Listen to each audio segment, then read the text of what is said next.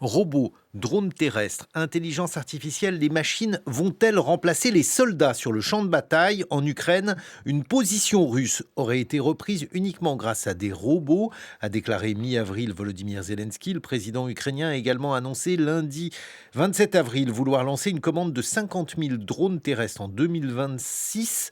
À l'ère de la guerre high-tech, de la course aux drones toujours plus perfectionnés, comment ces innovations militaires révolutionnent-elles le champ de bataille? Bonjour Jean-Christophe Noël. Bonjour. Vous êtes chercheur associé à l'IFRI, enseignant à Sciences Po et à l'université de Montpellier 3. On peut également mentionner le fait que vous êtes ancien officier de l'armée de l'air, ancien pilote de chasse. Bon, pour la première fois, une bataille gagnée avec des robots.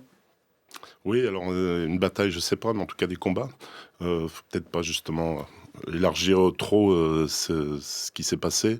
On a vu une vidéo, effectivement, un robot avait l'air de faire prisonnier quelques soldats qui étaient en tenue camouflée blanc, donc plutôt en hiver. Je crois que Vladimir Zelensky aussi fait allusion au fait que 2 robots auraient fait prisonnier pareil des soldats russes. Le premier a explosé une porte dans laquelle ils étaient. Le second aurait un petit peu ramassé la partie. C'était tout simplement les gens se seraient rendus aux robots et qui les auraient raccompagnés à travers le front.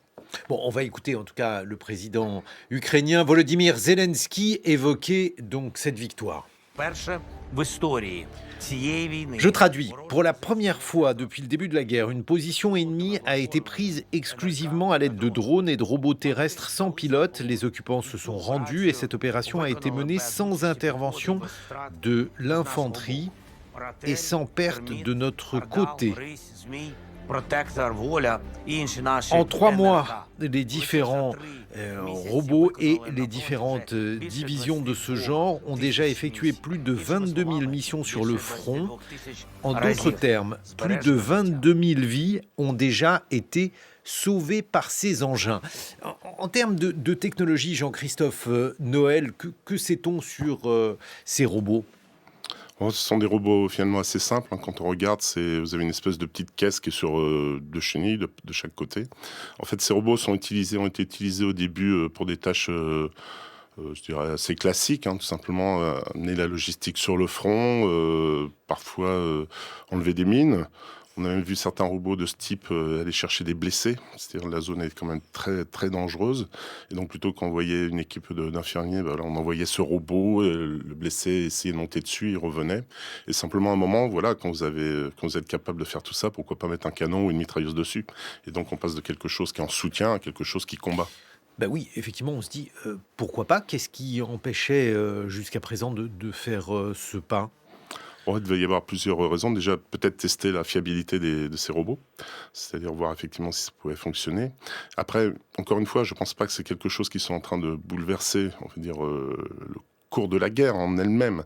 C'est-à-dire ce qu'on voit maintenant, c'est simplement des petits combats où les robots sont en train d'apparaître. Évidemment, s'ils se multiplient, évidemment, si on commence à réfléchir un petit peu à leur intégration dans des systèmes tactiques, peut-être que là, leur rôle va devenir beaucoup plus important.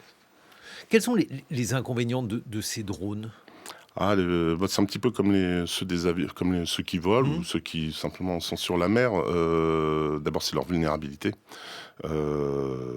Voilà, il y a beaucoup de missions qui ont été faites. On imagine qu'il y a beaucoup de robots qui ont effectivement été utilisés. Ces robots vont pas vite du tout. Donc, c'est-à-dire quand vous les repérez, vous pouvez les détruire facilement. On voit bien qu'ils n'ont pas de protection.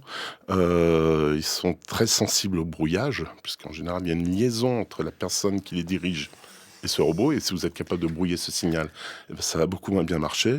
Et puis, voilà, il y a tout simplement, par exemple, tout ce qui est batterie. Comme une voiture, vous avez une limite, il y a un certain nombre de kilomètres que vous pouvez faire, et après, tout d'un coup, ça va s'arrêter, puisque vous n'avez plus d'électricité.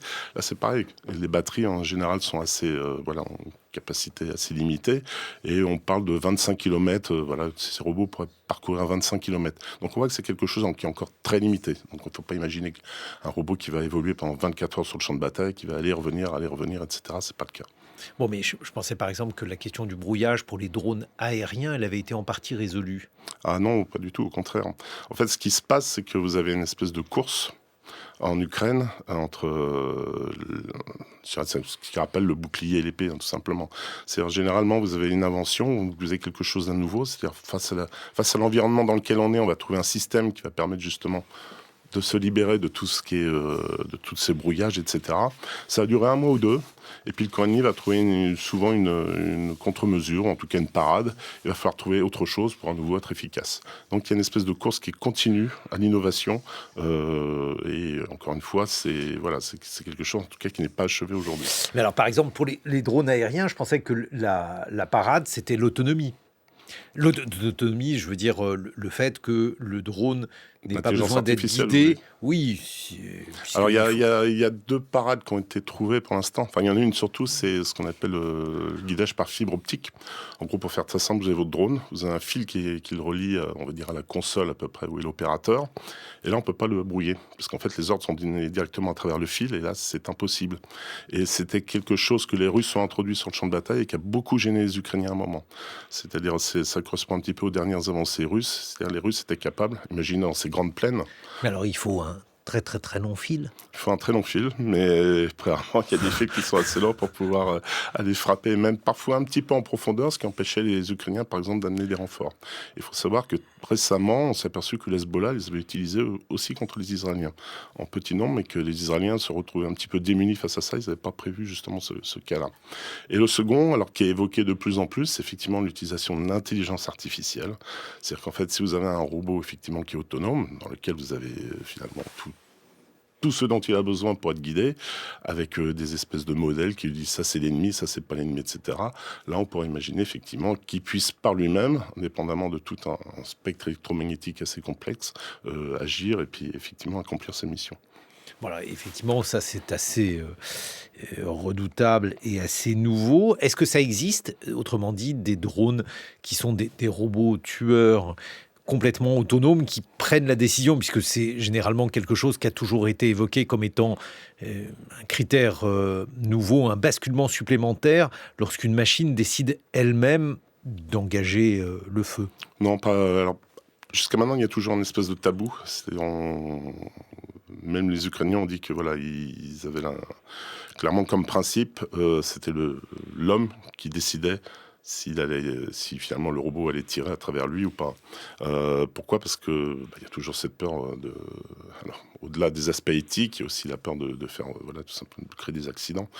À la limite, on peut l'imaginer dans des plaines ukrainiennes où voilà, vous avez les 2 camps de chaque côté qui portent plus ou moins des uniformes différents. On sait qui est où, etc. Mais si vous allez dans des environnements qui sont beaucoup plus complexes comme une ville, vous avez des civils, vous avez des gens qui sont habillés différemment. Là, on voit que ça devient très, très, très compliqué et qu'on risquerait vraiment d'avoir des incidents vraiment très problématiques. Bon, ce que cela montre en attendant, c'est que les Ukrainiens ont acquis une compétence importante en la matière, compétence d'ailleurs qui a même été communiquée aux Américains.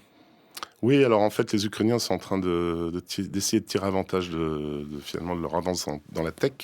On l'a vu, Zelensky, pendant la crise avec l'Iran, est allé justement au Moyen-Orient, essayer de vendre un petit peu tout cet arsenal. L'idée, c'est d'à partir justement de cette avance militaire, essayer d'en tirer des bénéfices diplomatiques, d'essayer de tirer des bénéfices politiques. C'est-à-dire à partir du moment où vous pouvez trouver de nouveaux alliés peut-être qui sont riches, des alliés qui peuvent vous soutenir, que vous allez soutenir de manière également. Là, on commence à voir que l'Ukraine prend une assise internationale beaucoup plus importante et qu'elle peut justement s'appuyer sur d'autres partenaires pour continuer à tenir face aux Russes. Et donc, on voit que c'est quelque chose qui est monnayable et qui est peut-être très intéressant. Alors ça a été fait par exemple sur les fameux drones Shahed, autrement dit les drones iraniens. Oui, c'est ça. C'était en fait, il y avait... Alors, malheureusement, les Ukrainiens ont l'habitude de traiter ces drones. C'est-à-dire régulièrement, ils faisaient des raids de drones Shahed accompagnés de missiles balistiques. Et donc, progressivement, ils sont arrivés à trouver des procédés qui permettent de contrer ces drones. En général, on compte aujourd'hui à peu près 95% d'interception. Donc c'est quand même quelque chose d'assez important, même s'il y a toujours 5% qui restent et qui sont gênants. Mais c'est ce qui s'est effectivement passé au Moyen-Orient. Le problème au Moyen-Orient, c'est que souvent les forces qui étaient sur place ont utilisé des moyens d'interception assez classiques, qui ont l'avantage d'être efficaces, mais qui ont l'avantage d'être chers, et qui utilisent des munitions qui sont assez rares finalement, dont les stocks sont assez petits. Bon alors, vous, effectivement, vous êtes ancien pilote de chasse.